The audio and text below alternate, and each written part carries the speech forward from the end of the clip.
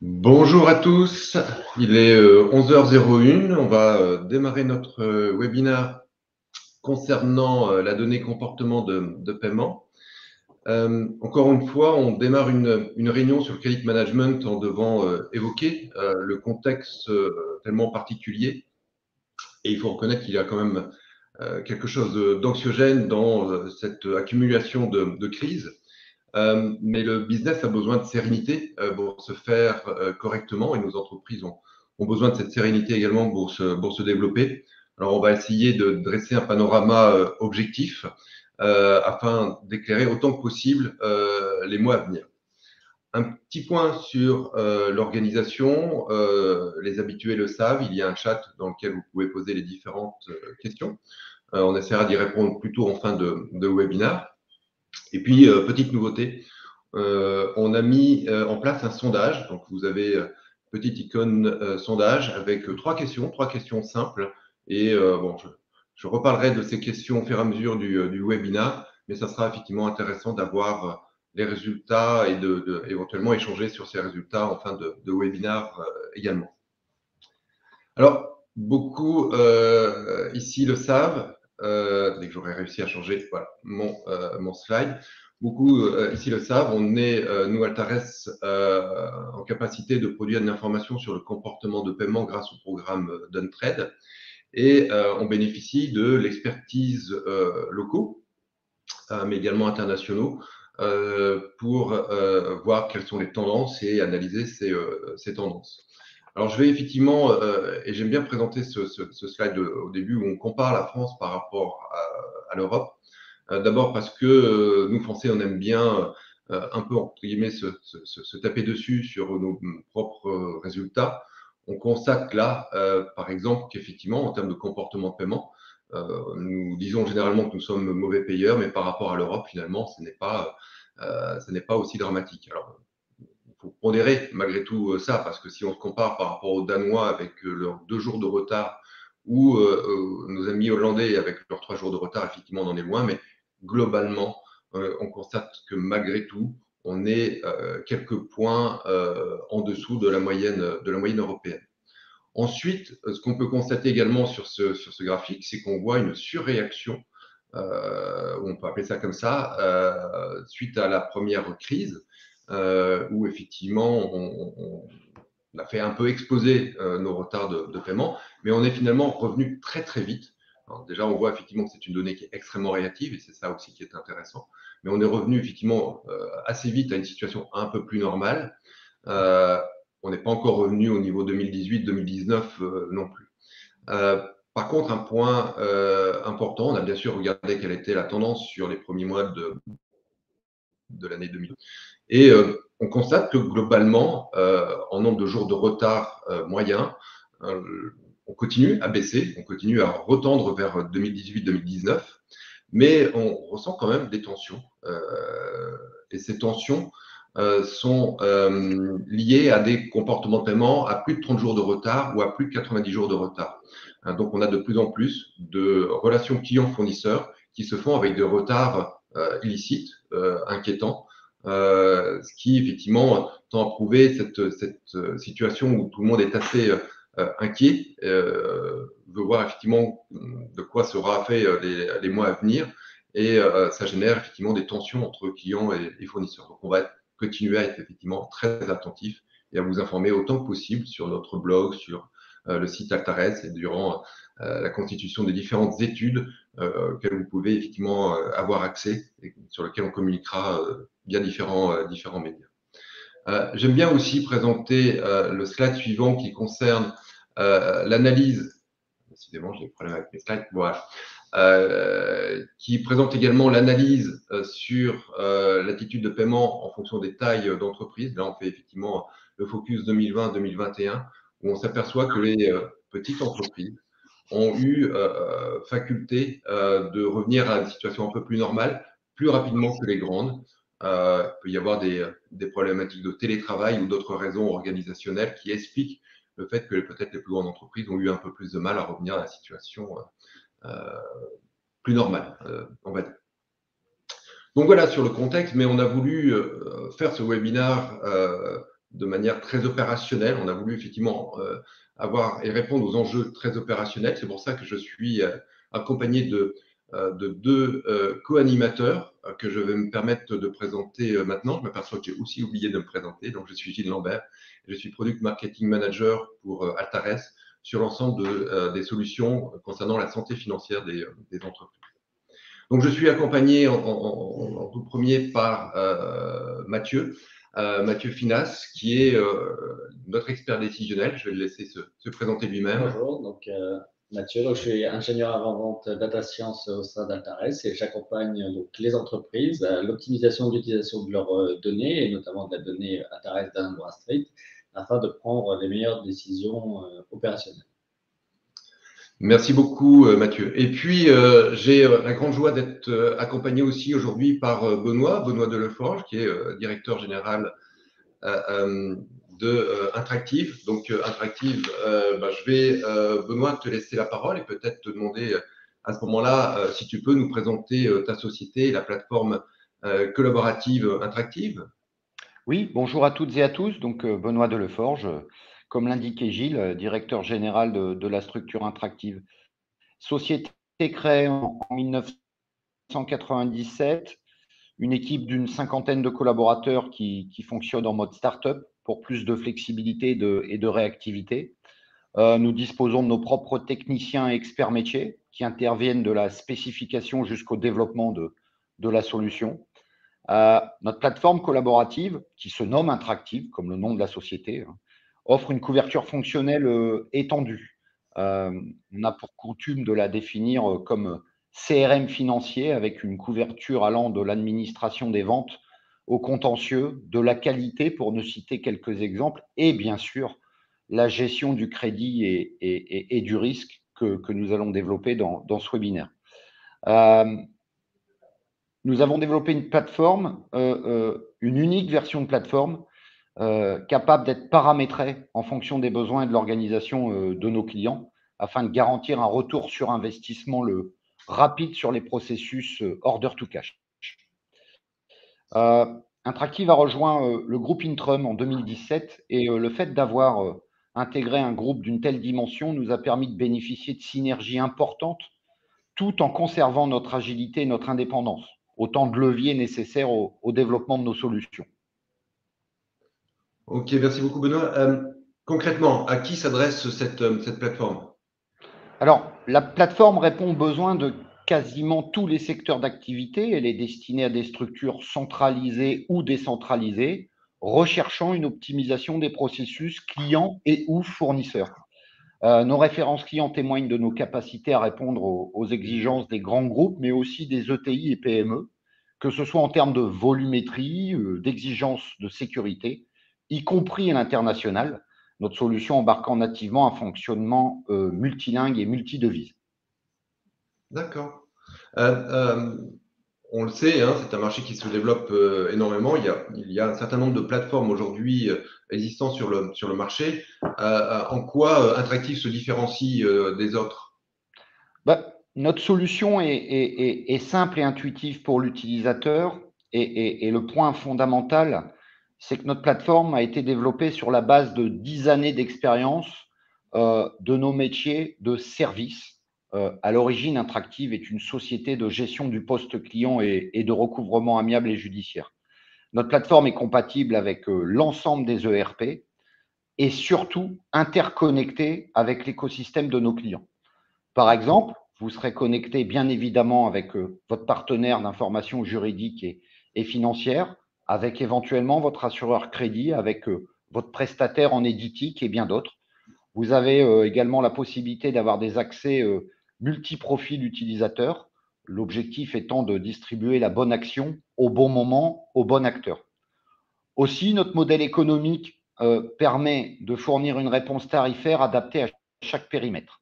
Utiliser la plateforme Interactive, c'est la garantie de multiplier en moyenne par 2 la productivité des acteurs concernés et de réduire de 3 à 5 jours le DSO à court terme. D'accord. Ok. Et sur du court terme, quels sont vos projets, Benoît? Alors, nos équipes travaillent sur le développement d'une toute nouvelle application à destination des TPE-PME. Nous investissons sur le développement des fonctionnalités en mode microservice afin de faciliter la connectivité de nos nouveaux éléments. L'objectif étant d'obtenir une interface ultra souple proposant des API, des connecteurs adaptés aux besoins de nos clients. OK. Donc, effectivement, on voit bien l'expertise interactive dans l'outil logiciel. Alors, nous avons voulu, nous, parler aujourd'hui du comportement de paiement, de l'attitude de paiement, parce que le contexte fait que c'est une donnée qui est encore plus à valeur ajoutée que dans le passé, mais encore faut-il effectivement la comprendre. Et c'est ce que ce petit graphe, effectivement, a pour objectif. Il existe plusieurs causes au retard de paiement. Alors bien sûr, ce sont les tensions de trésorerie auxquelles on pense nativement, et c'est ces tensions de trésorerie qui vont effectivement faire aboutir à la défaillance d'une entreprise. Mais les retards ne sont pas liés qu'à ces tensions de trésorerie. Il y a les fameux litiges que vous pouvez rencontrer avec vos clients ou vos fournisseurs, hein, qui vont aussi logiquement générer des retards de paiement. Et puis, il y a tout ce que moi j'ai appelé le traitement administratif, le traitement comptable d'une facture, soit au départ, soit à l'arrivée. On sait qu'avec la facturation électronique, il y a beaucoup de questions qui se posent autour de cette partie-là, mais le traitement administratif aussi explique une grande partie des retards. Donc, effectivement, retard de paiement n'égale pas forcément systématiquement défaillance. Il faut effectivement en avoir conscience. Ça, c'est le premier élément instructif qui me semblait important de rappeler.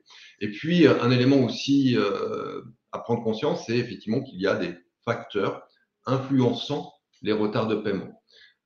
J'en ai noté 5. Alors, effectivement, on parle de conjoncture économique. On pourrait aujourd'hui parler de contexte géopolitique, malheureusement, compte tenu du contexte actuel.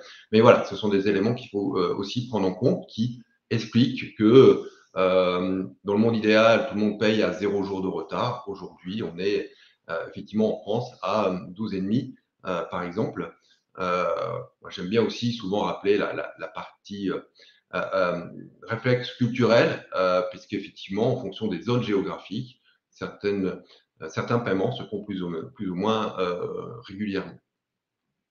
Voilà, effectivement, donc plusieurs causes multiples. Du coup, lorsque on est amené à réfléchir à l'usage que nous pouvons faire de cette information, bien sûr, c'est un marqueur important du risque de défaillance, et on parlera sur cette partie-là sur les seuils qu'il faut prendre en compte au niveau de son analyse. Mais on ne doit pas interpréter l'information donnée de paiement uniquement par rapport à la défaillance. On peut avoir d'autres usages. J'en ai cité 2 dans ce slide qui me paraissent aussi importants. Ce sont les stratégies de recouvrement. Et là, on fera appel en fin de webinaire effectivement à l'expertise de Benoît sur cette partie-là. Mais on peut aussi évoquer la partie commerciale, puisque la donnée de paiement, en tout cas, suivant la méthode du programme d'Untrade d'Altares, est à destination d'identifier le réel comportement de paiement, pas seulement identifier l'incident qui est important pour l'analyse du risque, mais la régularité. Et cette régularité de paiement qui est heureusement majoritaire dans les entreprises françaises, hein, je dis ça de tête, Mathieu me confirmera, on a à peu près 94% des entreprises qui payent correctement leurs fournisseurs, c'est-à-dire en dessous de 15 jours, fait que on peut avoir une confiance additionnelle sur la base de cette information comportement de paiement auprès de ces entreprises. Et souvent, c'est une donnée qui est utilisée pour Altares pour augmenter le score de solvabilité, mais pourquoi pas effectivement augmenter les limites de crédit que tout à chacun décide vis-à-vis de ses propres clients. Ensuite, effectivement, pourquoi pour nous c'est, je rappelle, une donnée à haute valeur ajoutée, c'est parce qu'elle a des caractéristiques qu'il est important de rappeler. D'abord, je parlais de fraîcheur d'information. Effectivement, on voit bien, hein, le contexte aujourd'hui évolue très rapidement. D'un mois sur un autre, il y a des événements qui peuvent se passer. On a vu dans le premier graphique sur les tendances globales en France, qu'en France, on avait fortement réagi, qu'en 1 ou 2 trimestres, on avait augmenté pour revenir au niveau du comportement de paiement à une situation un peu plus normale. Ça, c'est effectivement parce que la donnée a cette fraîcheur qui nous permet d'avoir cette également réactivité. Ensuite, on est sur la véracité de cette information. Donc, on a un traitement, bien sûr, statistique, contrôlé, vérifié. Ce sont des données qui proviennent de comptabilité client, donc de factures réelles également. Ensuite, données réactives et dynamiques. C'est aussi un point qui est extrêmement important. Quand on analysait la tendance, on l'a analysée sur les 2 dernières années. C'est effectivement parce que cette donnée est dynamique. Donc, elle arrive, elle est réactualisée, j'allais dire, au fil de l'eau, tous les jours, mais vous avez tendance qui apparaissent de manière mensuelle. Et ça, effectivement, ça vous donne une meilleure visibilité et plus de réactivité également, finalement, dans vos décisions. On parle de disponibilité. En moyenne, ça veut dire à peu près 85% de votre portefeuille est couvert par cette information. C'est aussi quelque chose d'important, surtout au jour où les bilans sont de plus en plus confidentiels. On a à peu près 2/3 aujourd'hui des bilans qui sont confidentiels. Même si nous, Altares, on peut les utiliser dans notre score de solvabilité, vous n'y avez malheureusement pas accès. Et puis complémentarité, parce qu'une donnée seule n'a pas forcément, c'est pertinent, mais elle peut bénéficier aussi d'une complémentarité avec les autres informations. C'est sûr que si on arrive à compléter l'information comportement de paiement avec une analyse financière, on arrive à ce moment-là à une situation très fine, une connaissance très fine de notre tiers et d'apporter à ce moment-là un certain nombre de bonnes décisions. Alors, juste, je vais essayer d'être assez rapide sur cette partie-là, mais je dois malgré tout définir ce qu'est le programme d'OnTrade, parce que c'est à partir de ce programme que nous captons les informations qui nous permettent de calculer justement ce comportement de paiement. Mais c'est important aussi de vous l'expliquer parce que ça explique pourquoi cette donnée a ces caractéristiques de haute valeur. En fait, le programme d'OnTrade est un programme qui régit des échanges d'informations avec un certain nombre de partenaires. Il y en a 15 000 dans le monde entier, 15 000 entreprises qui acceptent de nous transmettre de manière régulière, mensuelle, l'ensemble de leurs données comptables. Et nous mutualisons, nous compilons l'ensemble de toutes ces données pour créer des expériences de paiement qui vont, entre elles, créer le comportement de paiement. Donc, c'est vraiment un programme de mutualisation d'informations. Ce qu'il faut savoir, c'est que quand on calcule un comportement de paiement sur une entreprise, il nous faut à minima 3 fournisseurs différents pour pouvoir calculer. Donc, on ne calcule pas un comportement de paiement en se basant que sur une information provenant d'une seule source, mais d'à minima toujours au moins 3 sources. Alors, vous allez me dire concrètement comment ça peut apparaître. Donc, je passe logiquement au slide suivant. Vous avez un exemple de présentation qui est suivant notre plateforme d'analyse de solvabilité Intwiz. Vous voyez qu'en fait, c'est une information qui apparaît, qui a une lecture très facile, puisque vous voyez ici 25 jours de retard déclarés suivant 31 fournisseurs. Donc, on voit que c'est une entreprise qui ressent quelques difficultés au niveau de ses paiements et qui ne sait pas être régulier au niveau de ses paiements. Et d'ailleurs, on complète à nouveau cette information avec 2 nouveaux indicateurs qui sont des indicateurs de fréquence de retard. On vous dit que 46% des 31 fournisseurs sont payés à plus de 30 jours et on est aussi très alerté par le fait que 15% de ces fournisseurs également sont payés à plus de 90 jours. Donc, on a effectivement une lecture assez claire sur la situation.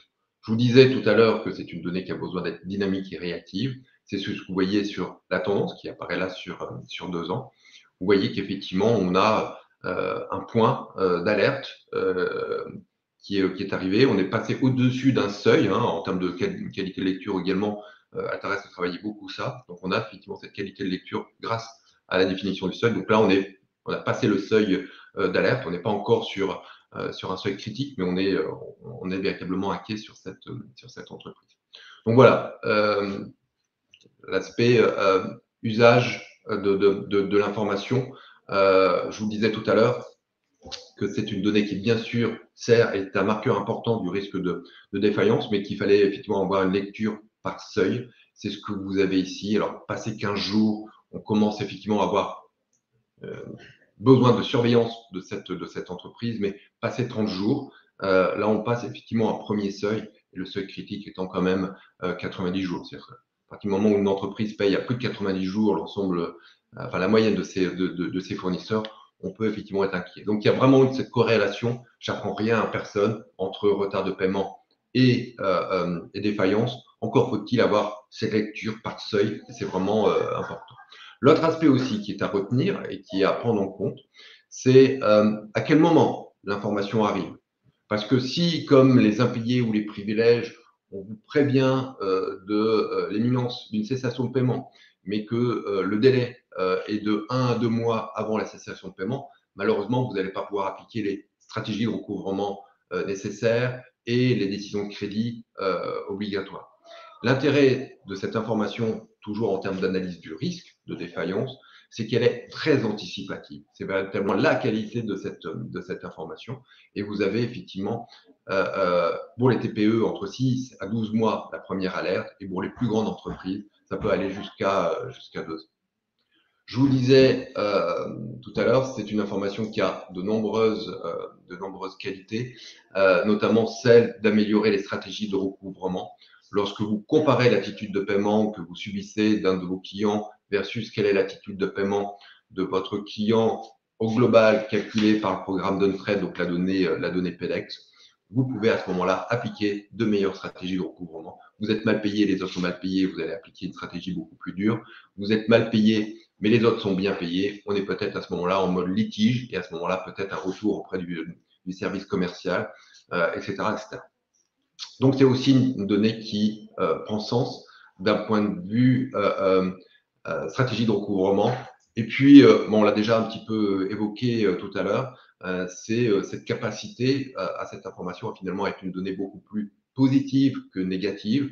Et donc, la confiance, le suivi que vous êtes en capacité d'avoir grâce à cette information vont vous permettre d'augmenter les lignes d'encours. D'autant plus rassuré que, comme justement c'est une donnée qui est réactive, dynamique, vous savez que s'il y a un dérapage, on est là actuellement au mois de mai, s'il y a un dérapage au mois de septembre ou au mois d'octobre de votre client, grâce à l'information comportement de paiement, PEDEX, vous allez effectivement pouvoir recueillir cette information.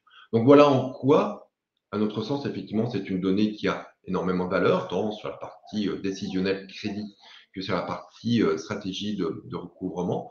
J'ai tenu effectivement à vous présenter les caractéristiques et un peu la méthode de cette information.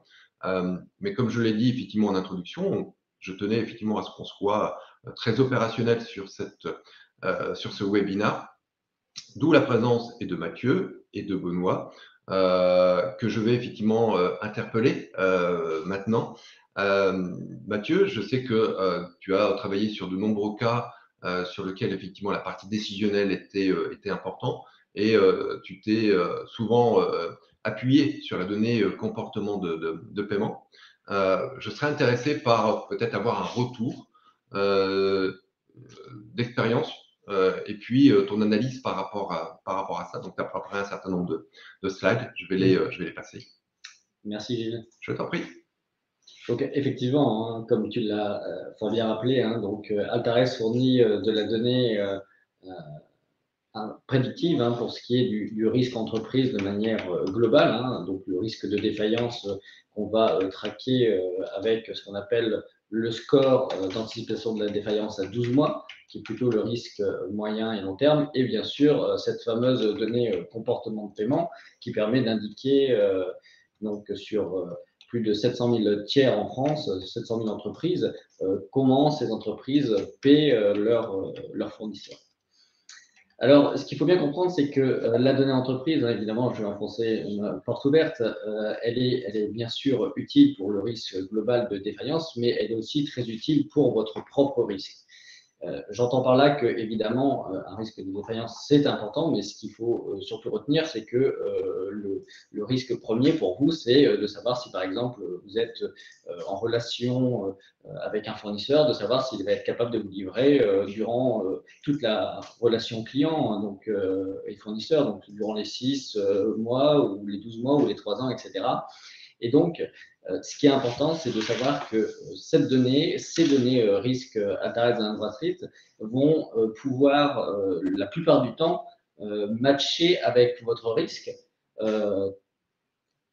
si, bien sûr, on prend la peine de l'interpréter, de le transformer en des scores adaptés sur mesure ou tout simplement des arbres, en fait, des arbres décisionnels qui vont vous permettre de prendre les meilleures décisions. Alors, avant d'aller un peu plus loin justement dans ces systèmes décisionnels, rappelons tout de même donc que évidemment, par exemple, quand on est avec un score de défaillance, on est sur une variable prédictive d'un risque moyen terme. On regarde la solidité moyen terme d'une entreprise. Typiquement, une entreprise qui serait notée avec un score bas, donc de 10 sur 100 par exemple, aurait une probabilité de défaillir dans l'année en cours relativement très élevée, alors qu'inversement, une société notée 90 sur 100 aurait un risque de défaillir relativement nul, puisqu'elle aurait une très bonne note. Cela étant, ce n'est pas impossible que vous fassiez business avec une entreprise qui est notée 10 sur 100 si vous savez que votre risque, il est que sur le mois en cours parce que vous avez en fait simplement une relation très courte avec cette entreprise et que vous avez déjà des expériences qui ne sont pas négatives avec cette entreprise-là. Donc, ça montre bien que un score ne suffit pas à lui seul pour prendre des décisions et surtout, il faut savoir utiliser le score à bon escient. Et puis, à contrario, donc quand on utilise de l'information comportement de paiement, alors certes, c'est corrélé en partie avec la défaillance, mais surtout, ce n'est pas une donnée prédictive en tant que telle, elle aide à construire des scores prédictifs, mais elle est surtout représentative d'un état de comment l'entreprise paye ses fournisseurs à l'instant T ou sur les 6-8 derniers mois.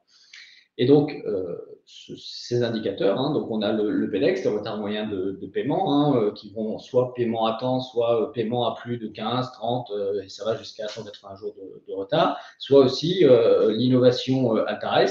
On va vous pousser aussi la proportion de fournisseurs qui vont être payés à plus de 30 ou 90 jours de retard. Alors, la différence entre ces alerteurs fréquentiels et le PEDEX, c'est que bien sûr, dans un alerteur fréquentiel, vous allez voir la plupart du temps comment on se comporte avec les petits fournisseurs parce que vous pouvez très bien payer vos fournisseurs stratégiques comme ça arrive souvent avec de grandes entreprises, des ETI, mais des fois laisser un petit peu couler les paiements sous prétexte de problèmes administratifs et faire finalement des retards qui des fois glissent 30, 60, 90 jours et peuvent donc pénaliser le fournisseur en question.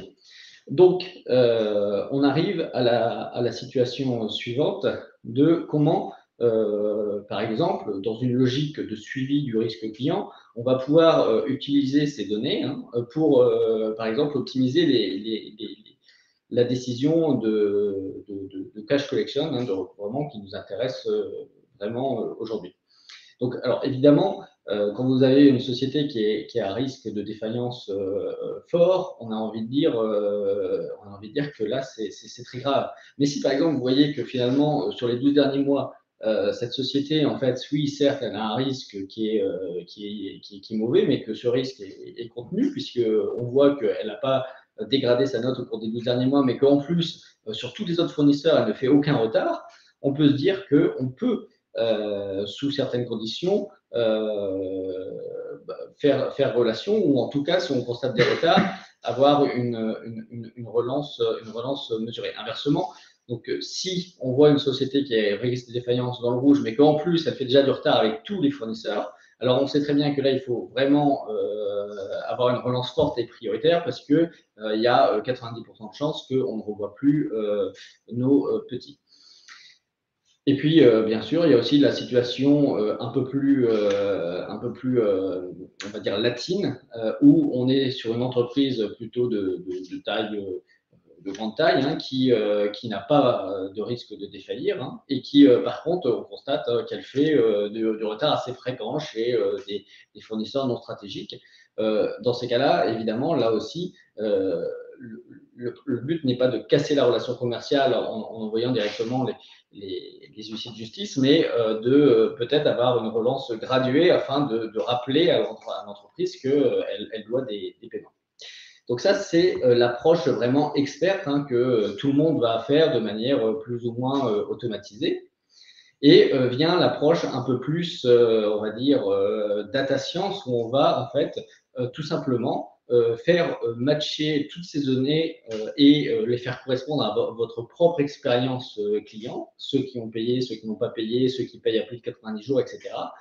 Et par exemple, que ce soit chez nous ou pour d'autres entreprises, on a pu mettre en place des scores d'irrecouvrabilité où on a finalement en fait fait par exemple des scores encore relativement simples, hein, mais qui ont permis de prendre de très bonnes décisions, où on prenait la solvabilité, on mettait par exemple 3 points, hein, suivant bon, moyen, mauvais. Pareil pour l'expérience client, est-ce que on est sur une expérience très mauvaise, moyenne ou bonne? Et bien sûr, évidemment, comment se comporte l'entreprise avec les autres fournisseurs. Et là, pareil, avec un score de retard, avec bon, moyen, mauvais. Et simplement en cumulant toutes ces variables, on arrivait du coup à dispatcher le portefeuille client avec des scores allant de 3 à 9. Et vous voyez que les entreprises qui avaient le plus gros risque, qui avaient les notes les plus élevées, faisaient des proportions de déchus et déchus graves très élevées, alors qu'à contrario, ceux qui avaient les notes les plus faibles n'avaient quasiment aucun risque de faire du risque d'impayé. Donc, évidemment, ça permettait d'utiliser ce score pour prendre les meilleures décisions de recouvrement. Alors, de manière, si on prend maintenant un peu plus de recul, on essaie un petit peu de schématiser le processus d'établissement d'un schéma décisionnel. Il est souvent le même, bien sûr, hein, puisqu'on ne va pas, on n'invente rien finalement. On prend l'expérience client, on prend la donnée client, donc les historiques d'impayés, les montants des encours, le type de prestations que vous allez voir via justement votre plateforme interactive, et on va le faire matcher avec la donnée Altares, cette fameuse donnée généraliste dont vous avez déjà beaucoup parlé, pour établir justement ce qu'on appelle des cartes de score sur mesure. On va recharger dans des plateformes code et que vous allez pouvoir justement visualiser via justement encore une fois des plateformes type interactif. Alors finalement, il faut savoir encore une fois qu'en plus de ce schéma, hein, pour accompagner les entreprises, les humains qui justement mettent en place ces schémas, ces processus, ces scores, on va bien sûr accompagner Altares, on va aider les entreprises à monter ces scores si besoin. Hein. Et donc, c'est toujours avec un processus là aussi relativement normé. On commence justement par prendre connaissance du besoin, du problème. Ensuite vient toute une phase d'audit, justement, où on va analyser d'un point de vue beaucoup plus statistique, automatique, data science, les concentrations de risque par justement score, etc. Et puis ensuite, suivant les résultats de l'audit, on va proposer des choix d'implémentation de score afin justement que l'entreprise en retire les meilleurs ROI. Et je laisse donc maintenant la place aux experts du métier. Merci beaucoup, Mathieu. Ce qui était intéressant, je trouve, c'est d'avoir effectivement cette vision à la fois de macro-règles, quelque chose qui est effectivement plutôt manuel, jusqu'à effectivement des approches beaucoup plus, entre guillemets, sophistiquées, data science, etc. Je trouve qu'effectivement, c'est une approche intéressante, mais bon, il y a la data, il y a la méthodologie, il y a le décisionnel. Après, effectivement, on va évoquer avec Benoît peut-être l'aspect plutôt opérationnel. Juste un petit rappel, hein, vous avez un sondage, juste la petite icône, 3 petites questions, des réponses oui ou non très simples. Et vraiment, ça sera quelque chose d'intéressant sur lequel on pourra partager. Alors Benoît, tout d'abord, encore une fois, un grand merci. Hein. Je sais que ton agenda est très chargé et merci d'avoir accepté de nous accompagner pour ce webinaire. J'ai souhaité ta présence parce que tu as effectivement cette vision très opérationnelle. On a travaillé sur plusieurs dossiers ensemble. On va continuer effectivement à travailler ensemble régulièrement puisque il y a une logique de plus en plus data science, data et outils logiciels ensemble pour trouver les meilleures réponses. Et effectivement, on doit développer absolument une collaboration gagnante avec toi pour avoir des réponses encore plus pertinentes et beaucoup plus efficaces pour nos clients. Alors Benoît, j'aimerais effectivement peut-être que tu nous dises en quoi ça te semble pertinent ce travail commun et quels sont les bénéfices qu'on peut effectivement attendre autour d'une plateforme comme Interactive. On ne t'entend pas, Benoît, par contre. Ah bon? C'est bon. C'est bon. C'est bon? Ok, parfait. Oui, alors les bénéfices d'une plateforme telle qu'Interactive, l'amélioration de la trésorerie et des décisions passe aussi par l'optimisation du temps pour prendre les bonnes décisions. La plateforme collaborative Interactive poursuit l'objectif de répondre aux besoins des directions opérationnelles, de la direction financière, du credit management et bien évidemment, et je dirais même en premier lieu, des collaborateurs dont la mission dans vos entreprises est de gérer le poste client, de gérer le risque et de récupérer le cash disponible chez les clients. Le point fondamental de la plateforme Interactive, quel que soit mon profil, à partir du moment où je suis un acteur impliqué dans la récupération d'encours échus ou contentieux, les moteurs de la plateforme doivent distribuer la bonne action au bon moment, au bon acteur. Il n'y a aucune technologie, et non plus celle d'Interactive, qui remplacera le savoir-faire de vos équipes. Par contre, le constat est le suivant. Une structure non équipée, les collaborateurs sur une journée de travail passent 70% de leur temps à rechercher l'information et 30% à la traiter. Le premier retour sur investissement que garantit l'utilisation de la plateforme Interactive, c'est que vos équipes basculent dans un mode au minimum 70% de leur temps à traiter de l'information à valeur ajoutée et il ne reste que maximum 30% en recherche d'informations. Alors pourquoi parce que nous avons joué la carte, et si on peut passer sur la slide suivante, Gilles, s'il te plaît. Nous avons joué la carte de l'interconnexion absolue, c'est ce que j'indiquais en introduction, mais c'est le critère le plus important à retenir dans le cadre de cet échange commun avec Altares. Alors, bon, plateforme en mode SaaS, comme nos confrères, comme une très grande majorité de nos confrères, compatible avec tous les protocoles ERP, comme la majeure partie de nos confrères, rien de nouveau.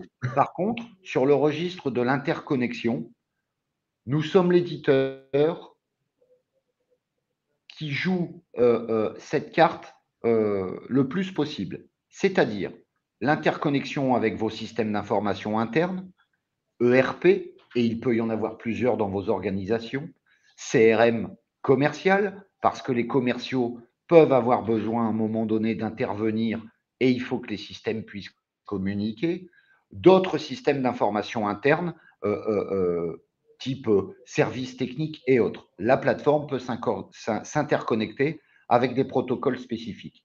Et puis surtout, l'interconnexion avec l'externe. Prenons l'exemple de votre contrat de renseignement juridique et financier Altares.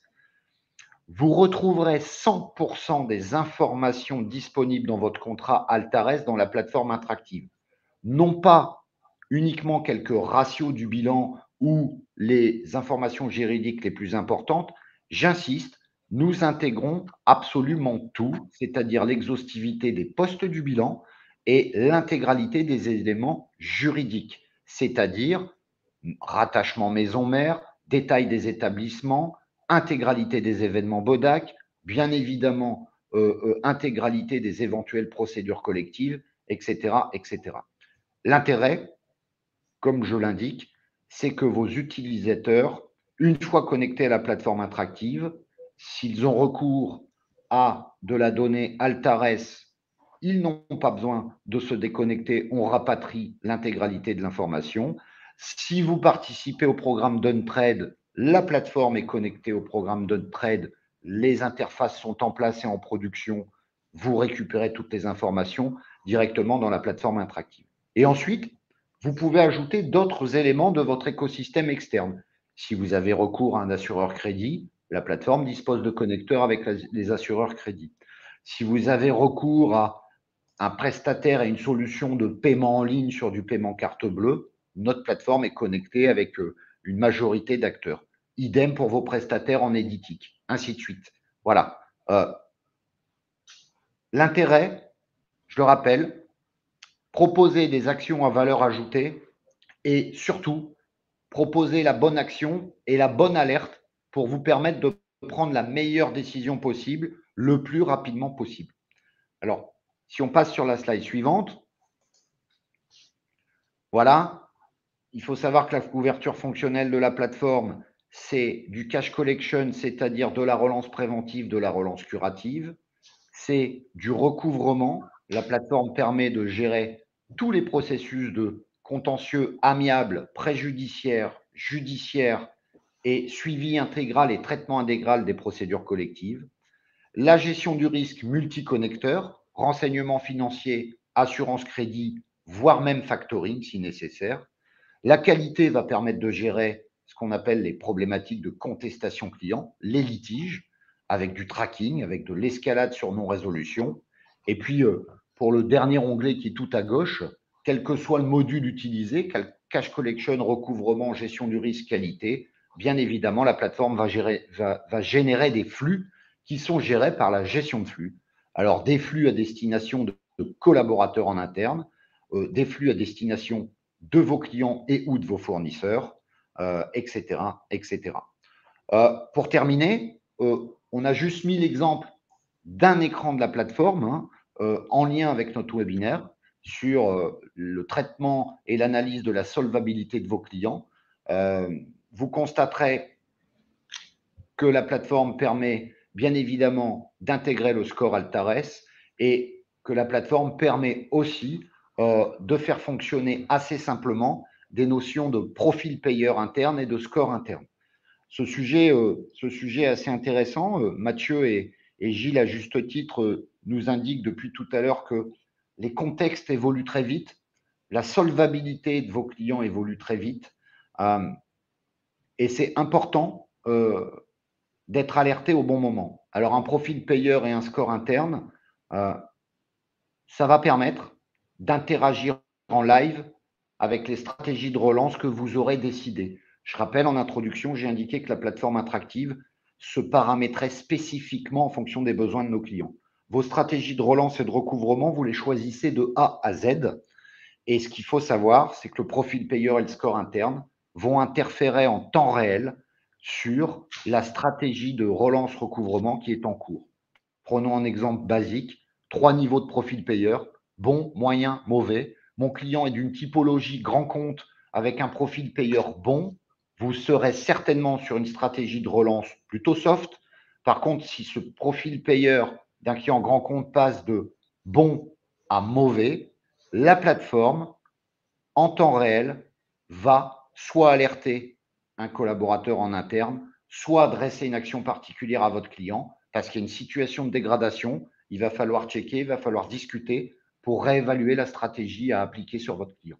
Voilà en quelques mots ce que permet la plateforme interactive. Avant tout, plateforme collaborative et absolument interconnectée pour faire gagner du temps aux utilisateurs dans leur quotidien, ce qui est le plus important aujourd'hui pour prendre des bonnes décisions. Super. Merci beaucoup, Benoît, pour cet éclairage. Tu as insisté effectivement à raison sur cette interconnectivité et effectivement le travail qu'on a réalisé ensemble et la fluidité de cette interconnectivité est vraiment à signaler. Alors, on a été extrêmement discipliné et respecté les temps de parole comme on se l'était décidé avant, et du coup on a effectivement un petit peu de temps sur les questions, mais je vais répondre à une question en particulier que je viens de voir passer, mais peut-être effectivement sur le sondage, je vous laisse encore peut-être 1 ou 2 minutes pour répondre aux 3 petites questions, et c'est vraiment ultra rapide. Et je réponds à la question et je reprends le sondage à ce moment-là pour cet éclairage. Alors, la question, c'est effectivement est liée à la représentativité. Est-ce que le comportement de paiement est bien le comportement réel de l'entreprise? Donc, ça fait effectivement référence à un peu la méthode Altares. Effectivement, on n'aura jamais l'exhaustivité de tous les fournisseurs d'une entreprise qui vont devenir partenaires. Nous, le choix que nous avons fait Altares est de calculer un comportement de paiement à partir de 3 expériences de paiement, c'est-à-dire 3 fournisseurs différents. En dessous, on considère que l'information peut être un peu utile, mais pas suffisamment pour effectivement être indiquée et précisée sur nos rapports d'information. Mais ce que nous savons aussi de manière assez précise, c'est que plus il y a d'expériences de paiement, plus il y a de fournisseurs, plus le signal devient fort. Donc, on peut dire qu'effectivement, lorsqu'on est avec un nombre limité d'expériences de paiement, donc de fournisseurs, on est sur un signal faible. Lorsqu'on va avoir une volumétrie moyenne d'informations, on va passer à ce moment-là, on va appeler chez nous le comportement de paiement. Et dès que on a effectivement plus de 10, 15 fournisseurs sur une entreprise en particulier, on va véritablement être capable de mesurer l'attitude de paiement. Donc voilà, ça c'est un verbatim interne utilisé, mais qui va bientôt être exprimé sur la plateforme Intwiz, pour dire qu'effectivement, en fonction de la volumétrie, non pas que le signal ait que 3 ou 4 ou 5 expériences n'ait pas de valeur, pas du tout, ça reste effectivement un signal, mais il faut le prendre comme étant un signal. Et par contre, effectivement, si on a 10, 15, 20 fournisseurs, on est véritablement sur une mesure très précise sur l'attitude de paiement. C'est, je pense, effectivement, notre devoir d'être très transparent. Je sais que tout le monde ne joue pas le jeu là-dessus, mais nous, on a tenu effectivement à être très transparent vis-à-vis de vous sur la méthode de calcul et l'interprétation en fonction du nombre de fournisseurs. Donc voilà sur la réponse à la question. Je vais reprendre le sondage avant, puisqu'on avait dit effectivement 11h50, donc on va essayer effectivement de tenir à nouveau ce planning. Je sais que c'est vendredi, c'est pas forcément un jour extrêmement facile. Il y avait donc 3 questions. Une question sur l'utilisation de l'outil logiciel, est-ce que vous l'utilisez ou pas? Je vois que la réponse est du 70-30 à peu près. C'est bien effectivement ce qu'on constate également chez nous, c'est intéressant. Pour être un petit peu un historique dans cet écosystème, c'est vrai que j'ai vu une croissance sur les 4-5 dernières années de l'outil logiciel. On n'est pas encore sur un marché à saturation, hein, je dis ça bourbonnois, mais effectivement, il y a une couverture qui est de plus en plus importante de l'outil logiciel, et cela même sur effectivement des segments TPE, PME, puisque de plus en plus, et Benoît en faisait part dans ses propres projets, il y a des développements d'outils logiciels destinés aux PME, TPE. Ensuite, un autre élément qui m'intéressait également de voir, c'est est-ce que vous intégrez la dimension paiement? Alors, la terminologie est volontairement large, c'est la dimension paiement, c'est-à-dire est-ce que vous calculez vous-même le propre profil paiement de votre client vis-à-vis de vous? Est-ce que vous utilisez ou bien un profil paiement externe de type PEDEX du programme d'Untrade d'Altares? Je vois qu'effectivement, on est là sur du quasi 80%. Ça fait aussi quelques années que je travaille autour de ce programme, et oui, 4 sur 5, c'est assez satisfaisant. On voit bien effectivement que c'est une donnée qui est extrêmement importante, voire vitale aujourd'hui dans les décisions de crédit. Et dernier point, et on est sur la même statistique. Je dirais que celle-là est un peu moins surprenante. Sur la partie crédit, je ne pensais pas qu'on était à ce niveau-là. Celle-là est un peu moins surprenante, qui est effectivement l'utilisation de la dimension paiement dans vos stratégies de recouvrement. J'ai toujours, dans les différentes questions que j'ai eu l'occasion de poser à différents credit managers, perçu que, c'est même encore augmenté un petit peu, toujours perçu qu'effectivement, c'était important d'utiliser le profil paiement, même si c'était parfois que le profil paiement interne, pour effectivement décider. Lorsqu'on a déjà fait 3 ou 4 actions de recouvrement, et je pense que Benoît, il y a une historisation aussi des informations, des actions placées. C'est quelque chose qui effectivement vient du réflexe sur la stratégie de recouvrement, tu vois, l'information intéressante pour nous de ce webinaire, c'est que c'est également, je retourne sur mon sondage, c'est également quelque chose qui est utilisé. Alors, par contre, là, c'est un petit peu baissé, on est à 75%. C'est également quelque chose qui est utilisé au niveau de la décision de crédit. Donc ça, c'est effectivement pour nous également une bonne nouvelle. On est vendredi, on a tenu le timing, on y tenait, Benoît, Mathieu et moi, parce qu'effectivement, c'est une journée qui parfois peut être compliquée, on doit finir un certain nombre de tâches. J'étais vraiment ravi de vous accueillir nombreux pour ce webinaire. Encore un grand merci, Benoît, pour ta participation. Merci à toutes et à tous.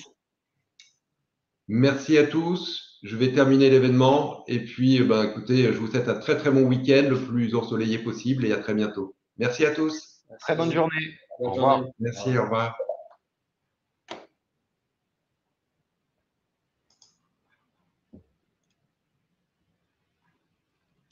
Mets-toi en mute, s'il te plaît.